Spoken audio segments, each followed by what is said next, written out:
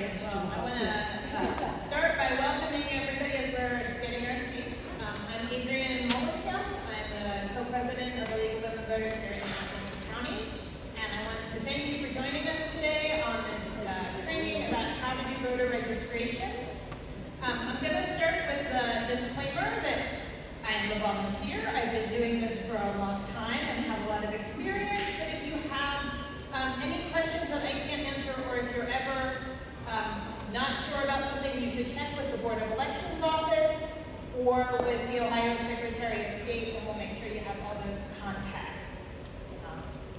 So let's get started.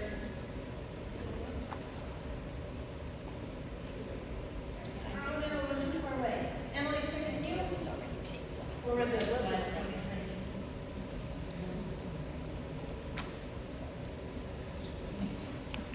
All right.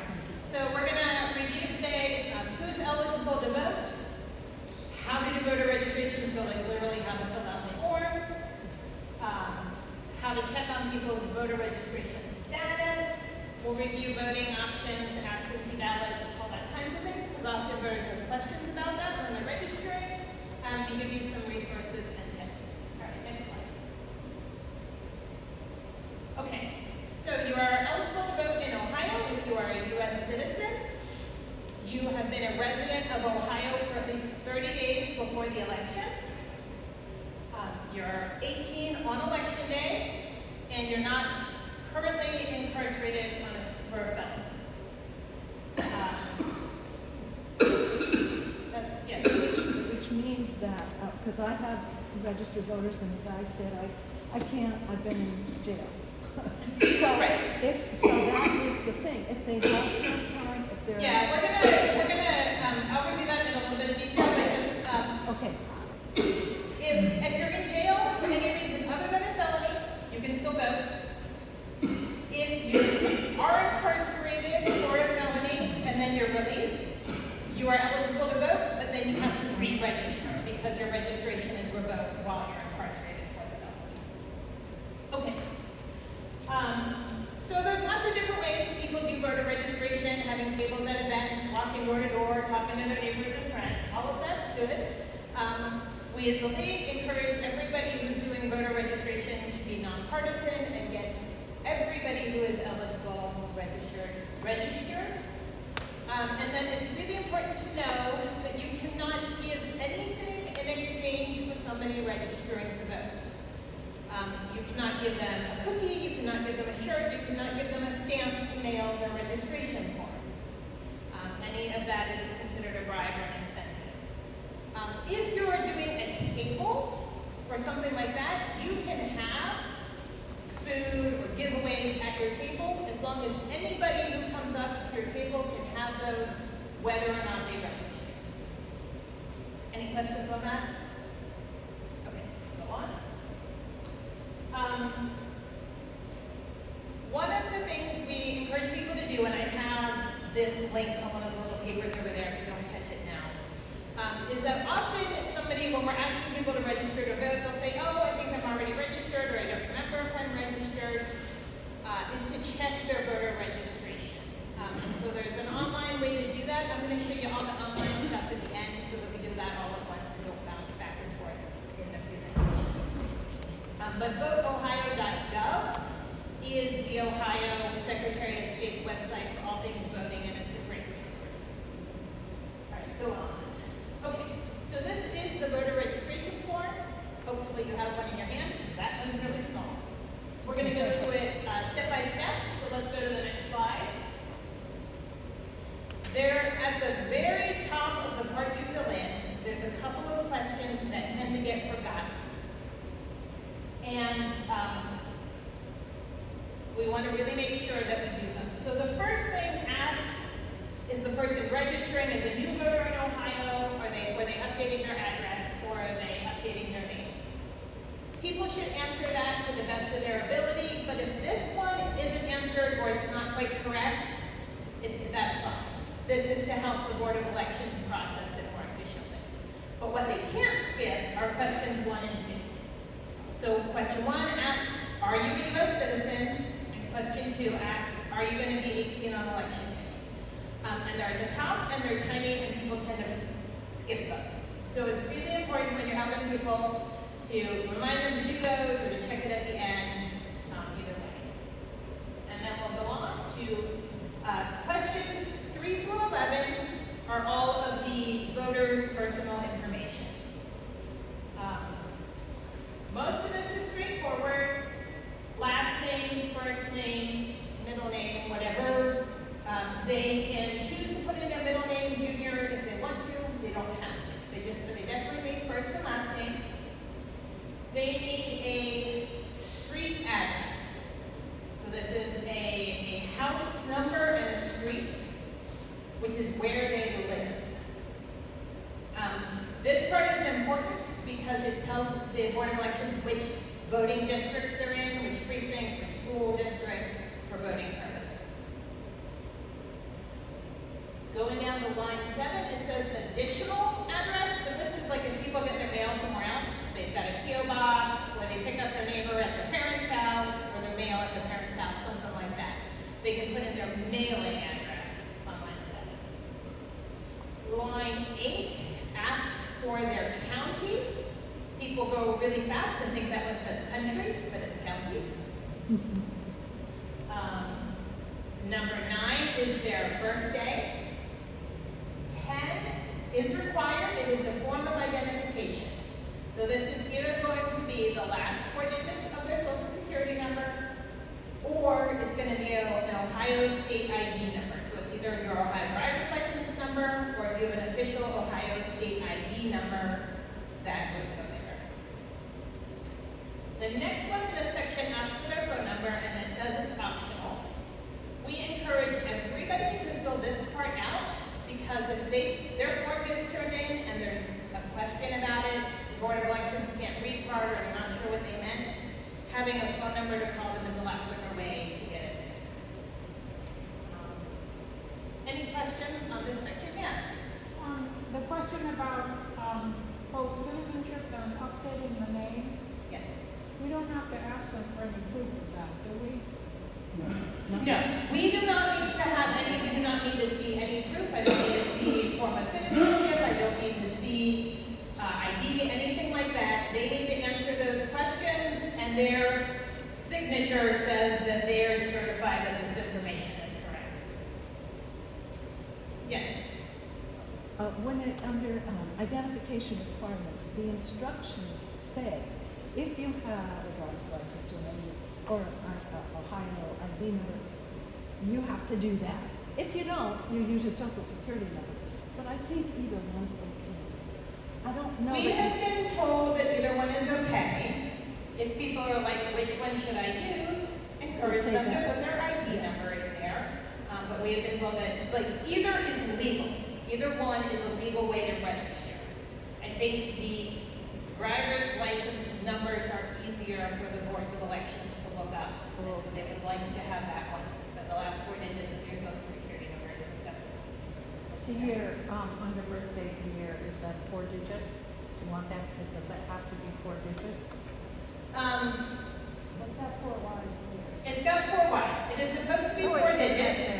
I have not seen one rejected because it's only It's not 2. in here. So, right, so as long as it's clear, I think that's fine, but if somebody asks, encourage them to put all 4 digits in. And one of the things that we like to do when we're registering voters, especially if you've got a bunch of people, is to kind of walk them through the form, say like, okay, question 1, answer if you're a citizen. Question 2, are you 18? Check that part. Here on this line, put your name. On this line, so you can do that, and then you could say, put your birthday here, including the full year. Would be a best practice. I do, excuse me, go ahead. So this bounces around in my head all the time. At this point, for registration, the driver's license has to be unexpired or no? Yes, the driver's license needs to be unexpired, and the driver's license numbers will be 2 letters and 6 numbers. Was there another question? Okay. I was just going to say that when I do this, I apologize for hovering, and I hover. And Yeah, then I so- say, oh, next line, because if they fill it out and hand it to me, there are too many things that I, might miss just looking at it. I want to Yeah. walk them through it. So somebody was saying that they, make sure they go through line by line, apologize, say, I'm gonna hover over you to make sure you get this filled out correctly the first time. Some people will, let them fill it out and then say, hold on, wait a minute, let me check it before you leave. You might like to do it that way, but then you have to be careful to go through line and check everything before they walk away, if you're keeping the form for them especially. Okay. All right, next slide. All right. So question 12 applies to somebody who is changing their address. So if somebody's moved and they need to register at their new address, they want to put in their old address here on line 12. If they don't remember their old address, it's okay to leave this blank or to fill in as much as you can. Like, I know it was in Columbus and Franklin County, but I can't remember my street address. This part helps the Board of Elections make sure that they're updating them and then removing them from the old location. It's a lot faster if they have this information, but they will still get registered if they don't enter their old address. Line 13 is for somebody who's changing their name, and this one you do have to fill out if you're changing your name. So they're gonna put their former name and their former signature on line 13. And then the very bottom has a part for the voter to put today's date that they are filling out the form and sign. So there was one place where we asked for your birth date and another place where you asked for today's date. And so that's the thing that gets mixed up sometimes. They want to sign in the little rectangle that's for their signature. They can sign however way they sign. Whatever way they sign on here is the way they're going to want to sign anything that they do that's voting related. So when you go to vote and you have to sign in on the electronic poll books, you want to use the same signature. If you're signing a candidate's petition, you want to sign that same signature so it can be verified all through all the steps. The other part of this is a new addition to the form for anybody who's done this before. And this applies if you are assisting a voter to fill out the form. So if a voter is disabled, blind, or illiterate, they can have somebody else of their choice write everything on the form for them except the signature. If you do that, you want to check the box next to their signature and sign down there, certifying that you have helped them. So the statute says that anybody who says they are disabled or blind or illiterate can have this help. So you don't need to have proof. If somebody says, I need this help, you can help them and then sign the form. And that's consistent with state law. That's the same for poll workers. If a voter comes in on election day and requests help, saying, I have a disability, I need this assistance, you don't question what their disability is. You help them once they've stated they have that disability. How do you deal with a signature from a blind person? I mean, I know that the signature has to be the registry. Okay, so she asked how to deal with a signature from a blind person. Their signature can be whatever they standardly use, like it can be an X. So whatever they know as their standard for a signature and their standard way of having somebody assist them would be fine. Like if they're like, can you help me get the pen where it needs to be and then I can make my mark, that would be fine. You just can't do it for them. It has to be there. So they have to actually physically do something in that signature box? Yes, they have to physically do something in that signature box. And if you get somebody who's, I have not run into this issue because most people in life, right, are gonna usually have to have some way of marking your things. If you run into something that you're not sure how to deal with somebody, you can always call the Board of Elections office and help. And then for There are systems in place for somebody who can't do those things on their own, to give somebody else like a power of attorney to do some of this for them, but that's like a special case that needs special forms. And if you've got somebody that might need that help, you need to send them to the Board of Elections office, because we don't deal with that. So I'm confused. So Yeah. they can, if they're disabled and unable to sign their name, they don't have to. Or none. They have to do something. If they are disabled and they're filling out this form with you and you're helping them, they need to sign something in that box. If there is some reason that they physically cannot do that, there's other processes to deal with that, and you need to send them to the Board of Elections office. Did that clear? I know I got a little in the weeds. So, okay, let's go on to the next part. Okay, so these are just, I mentioned these before, but I'm going to reiterate the common errors because we make them every year, even when we remind ourselves. Make sure they filled out the part about their citizenship and their age. Make sure they've included that identification number of a driver's license or the last 4 digits of their social security number, and that they've dated today's date and signed at the bottom. The other things are that there's somewhere that asks for county, not their country. Make sure they get their birthday and today's date in the right place. Make sure they have a street address in there as their voting address. And then the last one, which I should have mentioned earlier, is to write legibly.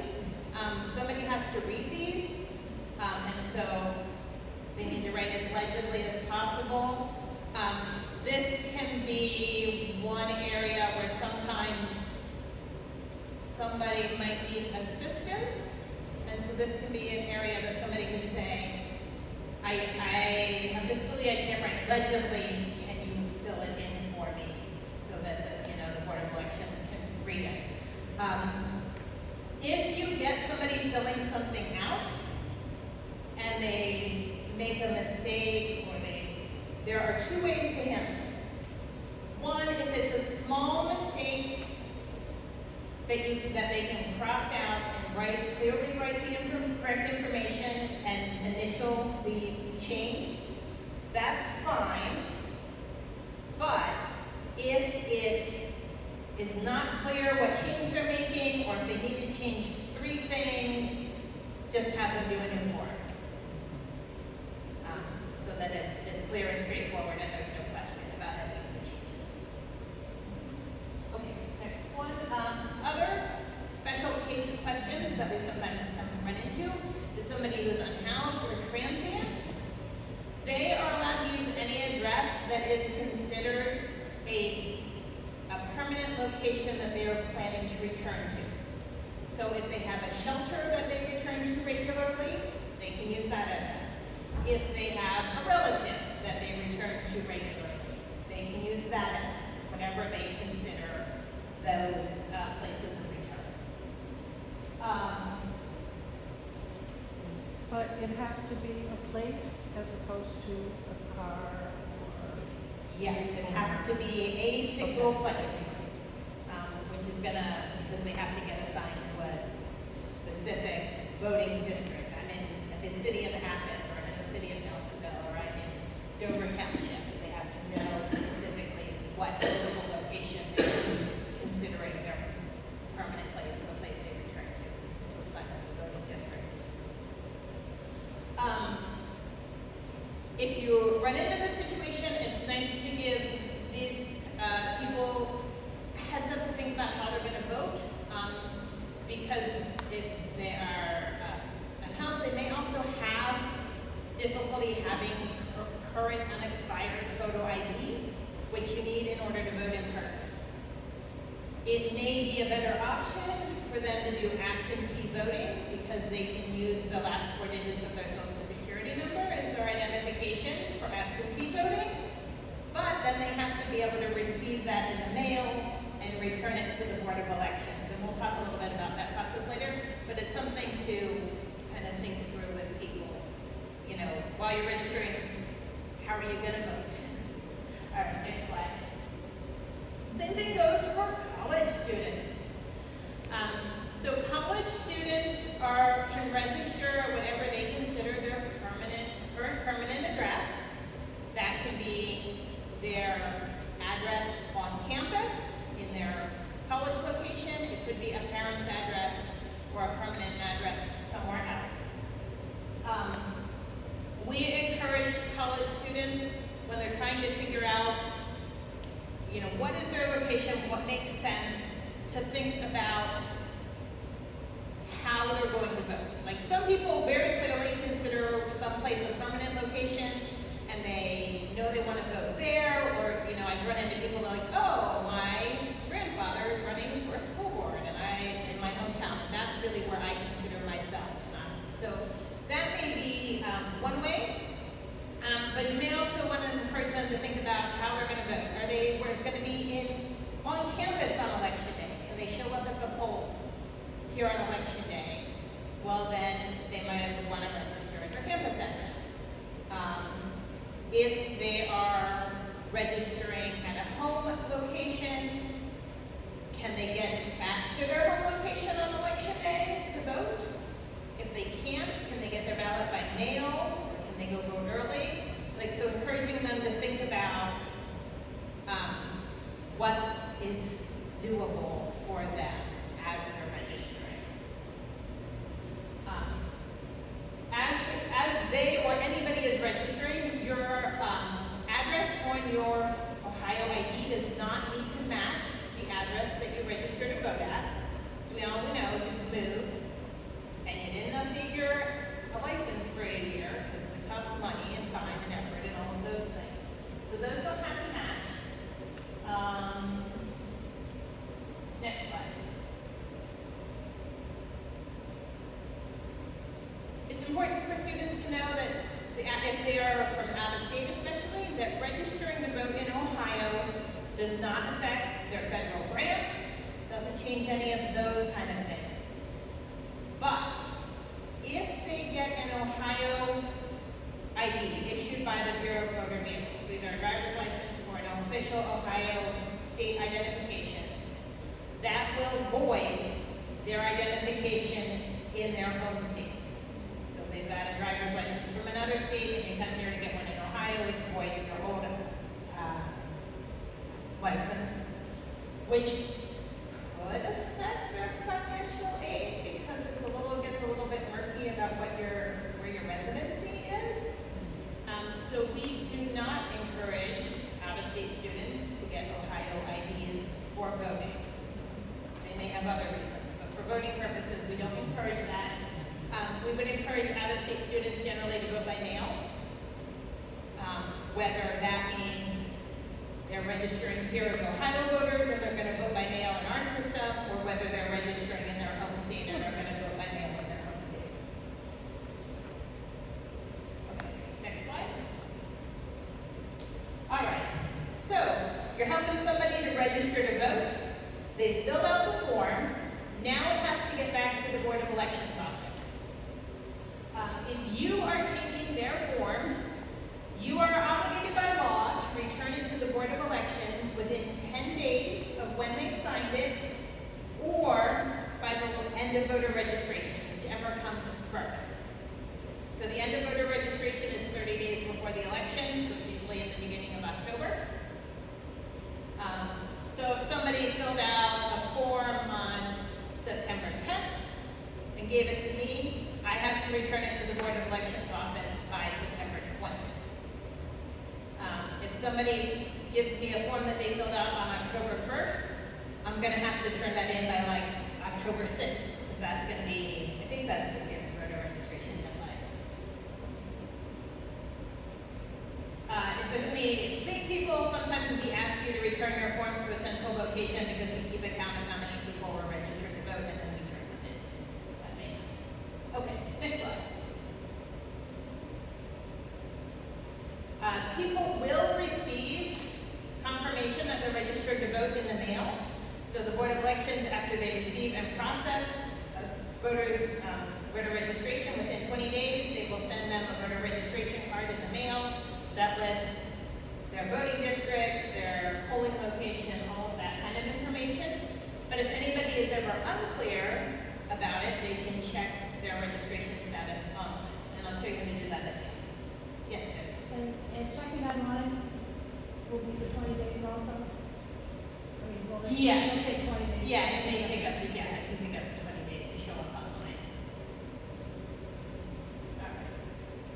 Alright. There is a way for people to register to vote online. You can do that at the voteohio.gov website.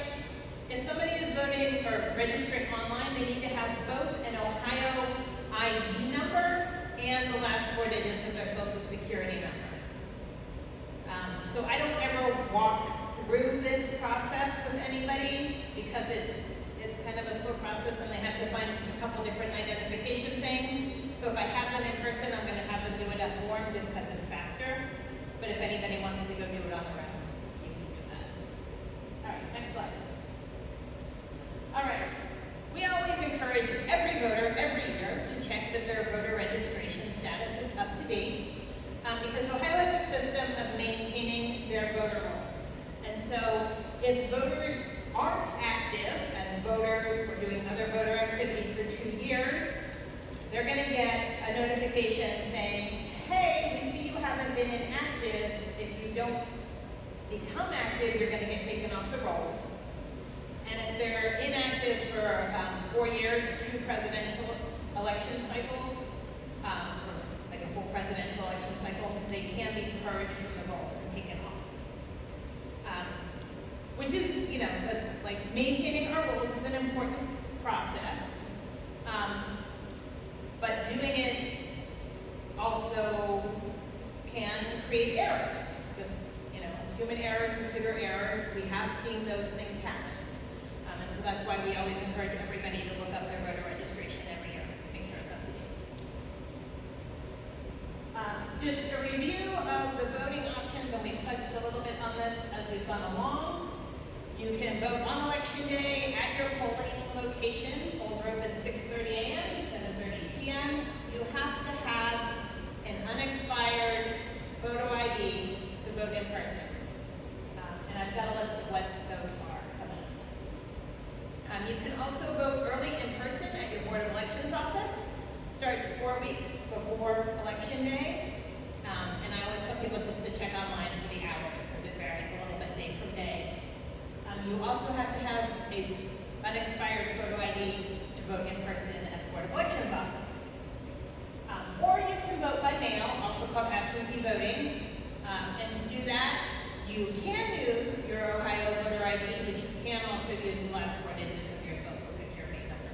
So for anybody who doesn't have an up-to-date ID, but is legally allowed to vote, this is a way that they can access their ballot. There are special provisions for overseas voters, military voters, people who are hospitalized, people who are incarcerated. So if you're dealing with anybody that deals with those kind of things, you want to reach out to the Board of Elections directly and make sure you get those specific details. But it's nice to know if somebody is like emergency hospitalized right before election day, there is a process to contact the Board of Elections and they will help take your vote, even if you're hospitalized. So, next slide. Okay, so when you are voting, you're showing up to vote early in person or on election day, these are the acceptable photo IDs, and this is on probably the forms, and it's on the little, we've got little voter info cards and all sorts of stuff is on there. So it can be Ohio driver's license, Ohio state ID. Any unexpired Ohio issued, BMV issued ID is acceptable, so if you've got an interim, like you have the piece of paper because you didn't get your new card yet, that's fine. It can be a U.S. passport, a U.S. passport card, and then there's a couple very specific military IDs that are accepted, which is the U.S. military ID card, an Ohio National Guard ID card, and a U.S. Department of Veterans Affairs ID card. The ID, just remember that your address on there does not need to match the address that you're registered to vote at. When you go to vote in person, they will ask you for your current address. Okay, go ahead. It can be a challenge to get that state-issued Bureau of Motor Vehicles ID. It's even if you're not getting your driver's license to get an official ID, you need your birth certificate, your change of name form, your proof of, like all of those things. So if there are people that need to get an ID for voting purposes and are having trouble with that, there's this great organization called Vote Riders who helps, they will help walk people through the process, but they can also like help them get those forms that the items that they need, like your birth certificate, finding out where to get it, how to request it. Sometimes they can help pay to get all those forms. And so I have some little cards out there, little things to remind you about Vote Riders if you know people that need that.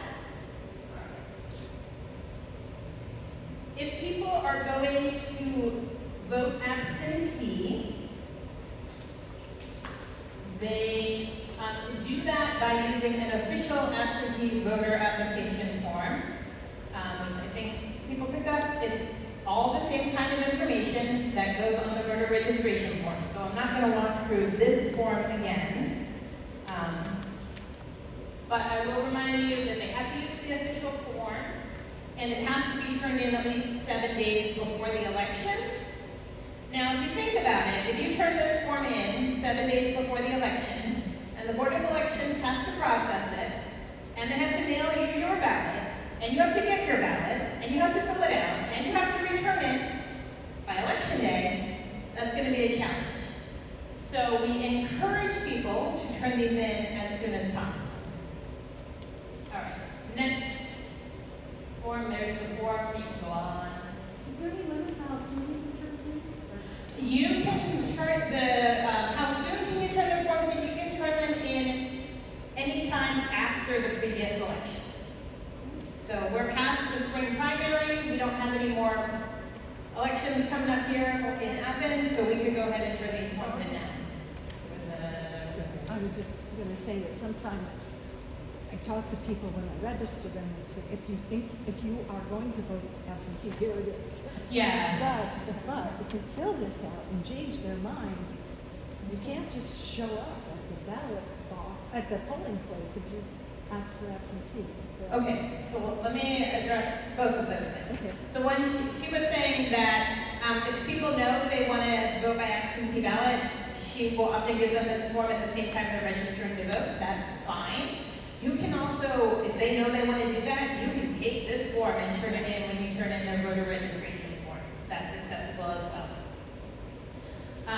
But if somebody fills out this form and says they want to vote by mail, and then they change their mind, they cannot show up to the poll on election day and vote in person on election day. Now, if you change your mind earlier, during those early voting hours, you can go into the Board of Elections office and they can process it because technically the early in-person voting is a different form of absentee voting, so they can kind of switch you from the mail to the in-person, but you cannot bring this and turn it in on election day. If you show up on election day and say, I know I requested my absentee ballot, but I didn't turn it in, you can vote. You can vote. I misstated that earlier. So you can vote at your polling location on election day, but you're going to vote a provisional ballot, which means that there's some confusion about whether your voting is eligible. And so what they're going to do is you're going to vote your provisional ballot in your polling place on election day.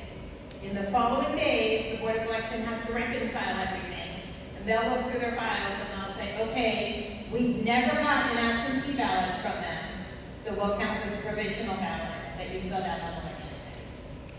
So that's the way that process works. But you can't, if you get an absentee ballot, you fill it out, but you're not trusting the mail to get it there in time. You can't show up at polling place and turn it in. Right, you cannot turn in your absentee ballot at a polling place. You can turn your absentee ballot in at the Board of Elections office on election day. So I think that's on the next, okay, showing some of that's here. So when they get their ballot, there's all sorts of instructions about vote your ballot, fill out this form, sign it, put it in this thing, fill out this form, sign it and put it in this thing. You have to follow all the directions. And then Either you have to take it in person to the Board of Elections office by 7:30 on election day, 7:30 p.m. on election day, the close of the polls. So you can do that, you can hand it in person in the office, or you can put it in the drop box outside. If you're going to mail it, it must be postmarked the day before the election and received within 4 days after the election. So they have to receive it by the Saturday after the election. So again, if you mail your mail on Monday, I'm not going to guarantee you it's going to get there on Saturday. So again, we encourage people, if you're voting by mail, send it back as soon as you can, or take it in person. Okay, next slide. Speaking about taking it in person, there are certain people who can return the ballots of other people. So it's considered near relatives, so you can return your spouse's envelope. So the list is father, mother, father-in-law, mother-in-law, grandfather, grandmother, brother, sister, son, daughter, adopted, step, and uncle, nephew, niece. A voter who is disabled may select anyone to return their ballot. However, in either case, if you are returning somebody else's ballot, you must take it in person to the Board of Elections office and sign a form that says you are delivering somebody else's ballot.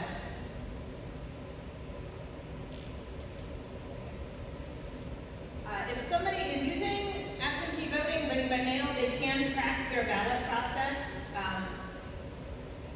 I don't know that we can see anything useful online right now, but I'll just show you where that kind of stuff is. You can see when your application request has been received and processed. You can see when they sent you your ballot. You can see when they received your ballot. So you can kind of track it and make sure it's making it. So if you've sent it and you don't see it showing up in their system after whatever time would be reasonable for the mail to get it there, you can go in during those early vote hours and ask them about it, and they can also take another. They will do like a provisional ballot with you then and make sure that that's counted if there's issues with it coming in the mail. Just a reminder that it's okay to cast a provisional ballot. Some people are worried about that. It just means there's some confusion about whether you've already voted or whether you're voting in the right place or whether you were properly registered. All those are kept separate and they're analyzed in the days after the election. If you are asked to vote a provisional ballot, you will be given instructions about what you need to do to make sure your ballot is counted. So something that happens is people show up at the polls on election day and they don't have their ID. They can vote a provisional ballot, and then they have 4 days to bring their ID into the Board of Elections office and say, here, I really am who I say I am. Now you can count my ballot. So we just encourage everybody who votes a provisional ballot to make sure you understand your instructions and so you can follow up properly. There are lots of great information out there. A lot of these resources are over there or on a card. So Vote 411 is the League's website. It's got links to all sorts of voting information for every state. This is also where the League will put our candidate voter guides in the fall. So we send candidates questions, they write answers, it gets posted there. So that's a great resource.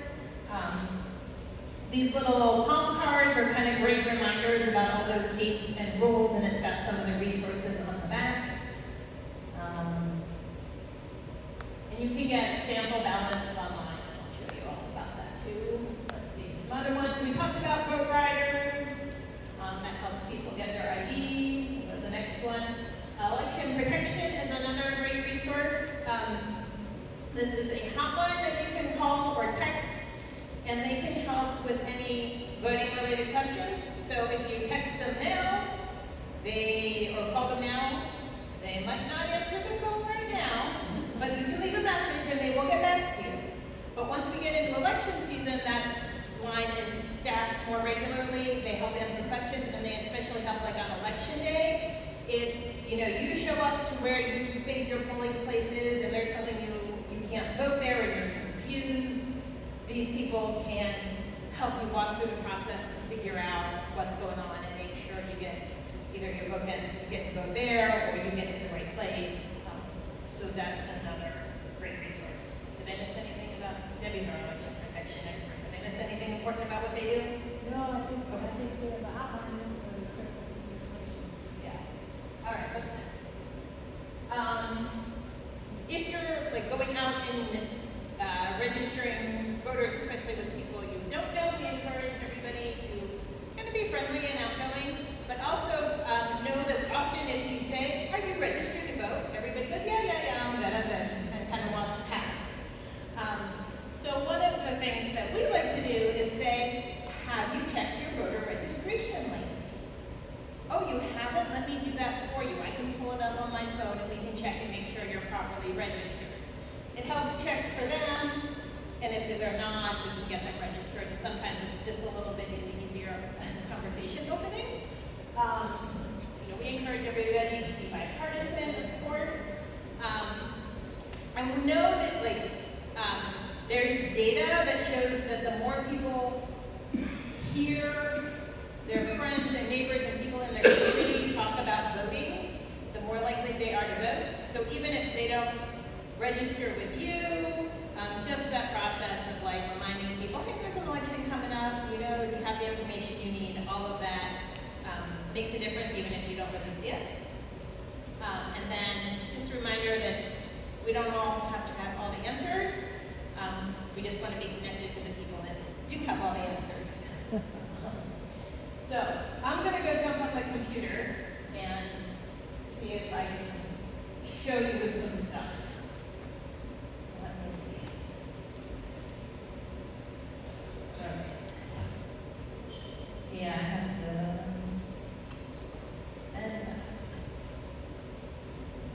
And then I can show you. So this is voteohio.gov. So this is the state's everything you need to know voting site.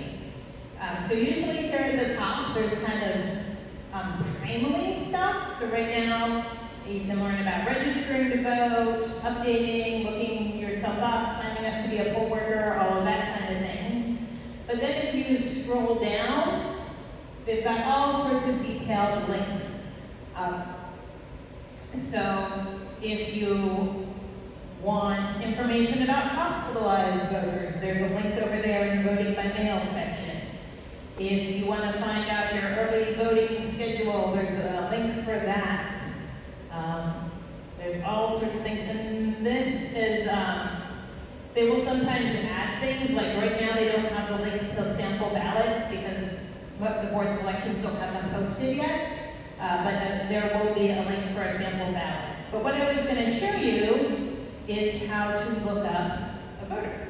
So you click look up, check my voter registration, and it will come up asking for your information. So you want a name, and you have to spell it correctly, and then a county. So here's, and then we submit, and we have to fill out voter bridges. That's great. So it comes up, it found me. This quick link just tells me my name and where I'm registered to vote. So that's my current address. So that's all correct in there. If I click on my name, I can get some more detailed information. So now it's going to tell me, where I'm registered to vote. It tells me what my polling location is, so where I go to vote on election day. If I'm confused about what precincts I'm in, what voting districts, all of that is there again. And so that's a great way to link and get some information. That was the main things. So does anybody have any questions that I haven't answered? You want to know another way to do anything? It's not that you didn't answer it, but the app, the Ohio Voter Information app, lets you do that same thing from your phone. Yes. So there are several different apps that you can get. I'm not aware of any that are published by the Secretary of State's office, and like, so I think some of them that like do the whole state, they're like back end, like looking through, they're kind of, you put your information and then it does the search that I just did and it moves the information through. So there's not one that like the Secretary of State has put out, and you can like, it goes directly to their list. And we have, like, you can look up, like, I have one, I don't remember what it's called, because my phone's recording this, that our Athens County Board of Elections recommended. They're like, we like to use this one, but not every county likes to use this one. So, This one, for what it's worth, this one says that, it says it's an official government website. It's one that people told me to put on my phone when I was Okay. doing SB1. And you click on which county the person's, okay, maybe I'll take a look at it at the end. They're always coming out with new stuff. So there's several that are useful. I don't have a specific recommendation at this point. I know there's several that people like. Anybody have any other questions, any other advice? I know we have some experienced people here. If anybody has any advice they want to share about anything else? No? All right. Well then, thank you all for joining us. Feel free to take anything that's on the table back there. Feel free to stop and ask questions if you have anything else you want to ask. Thank you.